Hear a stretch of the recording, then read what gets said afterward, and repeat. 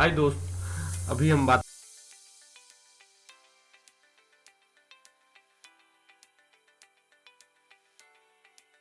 करने जा रहे हैं जो कि अमीन का जो बहाली आया हुआ है 8200 कुछ पोस्ट के लिए, उनके बारे में आप लोगों को हम जानकारी देने जा रहे हैं। सबसे पहले गूगल क्रोम ऑन करेंगे और यहाँ पे टाइप करेंगे uniqueresult.in। जैसे ही दोस्त uniqueresult.in टाइप कीजिएगा, इस प्रकार का इंटरफेस खुलेगा और उसके बाद आप लेटेस्ट जॉब पे जाइएगा। लेटेस्ट जॉब पे जाने के बाद बिहार अमीन बहाली 2022 8244 पदों पर बम्पर भर्ती इच्छुक उम्मीदवार जल्द कर ऑनलाइन अप्लाई, हम यहाँ पे क्लिक करेंगे। जैसे ही हम यहाँ पे क्लिक करेंगे हमको इस प्रकार के डिटेल्स खुल के आ गए।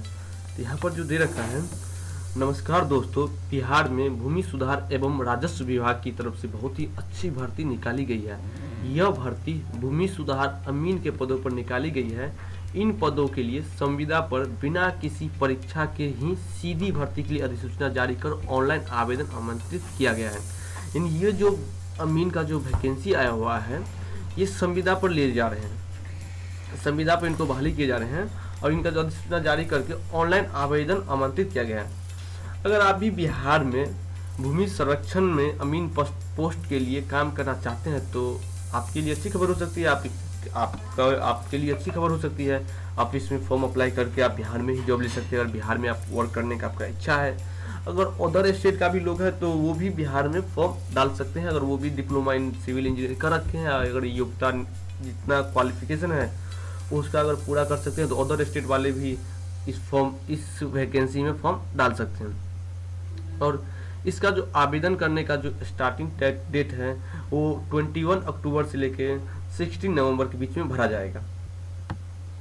अब दोस्तों, इस वैकेंसी के बारे में हम सारी चीज जानकारी लेंगे, एक एक पॉइंट टू पॉइंट। ये जो बिहार LRC अमीन रिक्रूटमेंट, इसका डिटेल्स के बारे में जानकारी लेंगे। ये जो भूमि संरक्षण अमीन का पोस्ट है, इसका इम्पोर्टेंट डेट और फीस के बारे में जानकारी लेंगे। ये अमीन का post details and category wise post details, education qualification and age limit, पे स्केल सिलेक्शन प्रोसेस और इसका सम इम्पोर्टेंट लिंक के बारे में जानकारी लेंगे। हमको ऑनलाइन कहाँ से करना है, ऑफिशियल वेबसाइट क्या है, इन सब के बारे में, ऑफिशियल नोटिफिकेशन क्या है, इन सब के बारे में हम आपको जानकारी देंगे। चलिए दोस्तों, सबसे पहले हम रिक्रूटमेंट डिटेल्स के बारे में जानकारी लेंगे।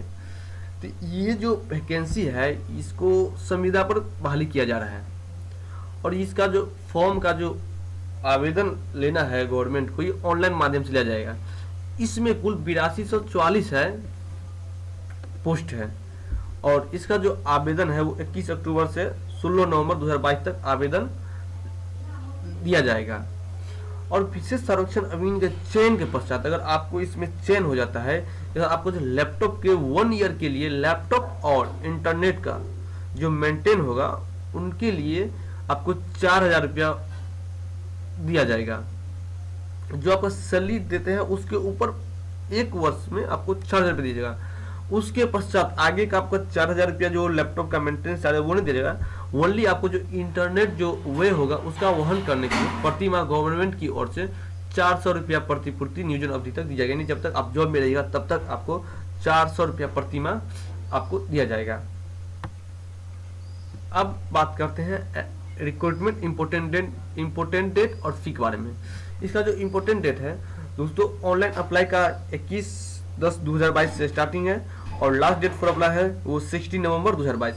और इसका मेरिट लिस्ट जो पब्लिश डेट होगा वो अभी नोटिफाइड सुन के अभी गवर्नमेंट तरफ से नोटिफाइड नहीं किया गया है।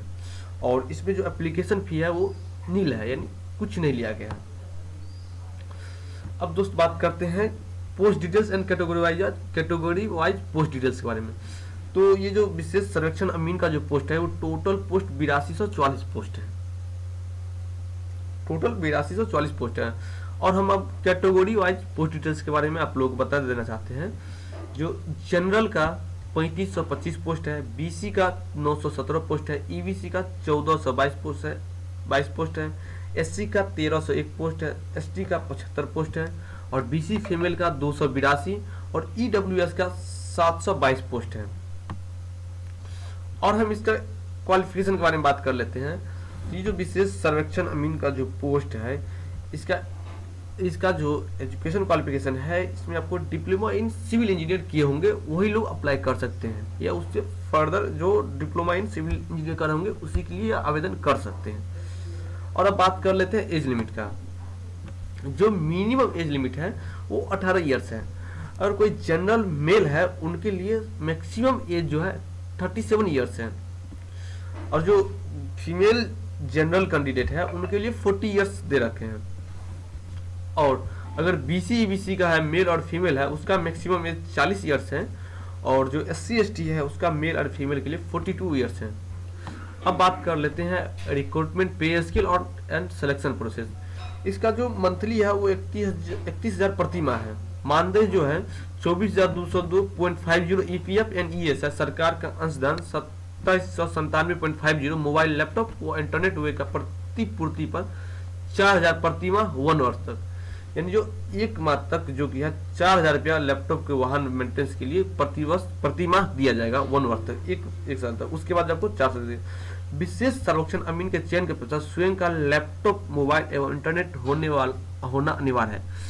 इस हेतु उक्त नियोजित संविदा कर्मियों को 1 वर्ष तक प्रति माह 4,000 का अतिरिक्त भुगतान किया। जो आपको जो सैलरी मिलेगा उसके अतिरिक्त जो लैपटॉप का और इंटरनेट का जो कि एक्सपेंस वहन करने के लिए गवर्नमेंट 1 ईयर्स तक आपको 4,000 रुपया प्रति माह अतिरिक्त भुगतान किया जाएगा।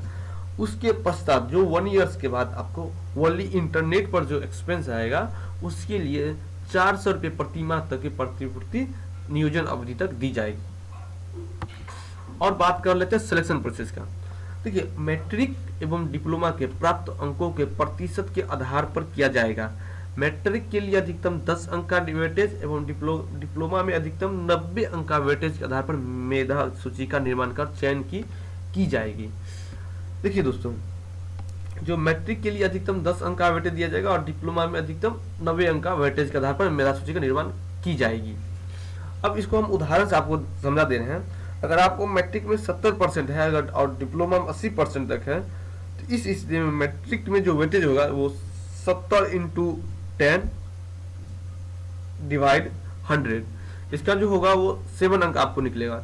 और डिप्लोमा में वेटेज हम निकालते हैं तो अगर आपका डिप्लोमा 80 मार्क है तो उसको 90 से 80 × 90 डिवाइड 100 करेंगे, यानी 72 अंक आपका होगा, यानी टोटल 72 अंक आ रहा है देगा। इस प्रकार मेगा सूची के निर्माण में उसे कुल वेटेज, अब दोनों अंकों मैट्रिक में जो अंक आ रहा है वेटेज आ रहा है और जो डिप्लोमा का वेटेज आ रहा है उन दोनों को जोड़ के 79 अंक दिया जाएगा। इस प्रकार आपका मेधा सूची बनेगा।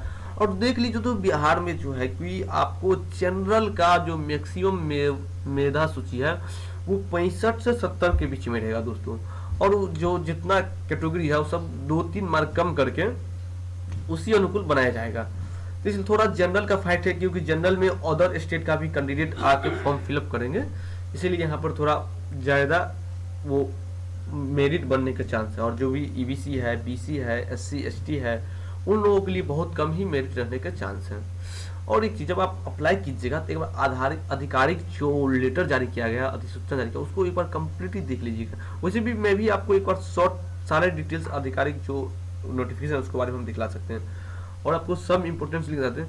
अगर आप ऑनलाइन अप्लाई कर सकते हैं आप यहाँ पर क्लिक कीजिएगा, आपको हो जाएगा। ऑफिशियल नोटिफिकेशन जाना चाहते हैं तो आप यहाँ से जा सकते हैं, और ऑफिशियल वेबसाइट आप यहाँ से आप देख सकते हैं।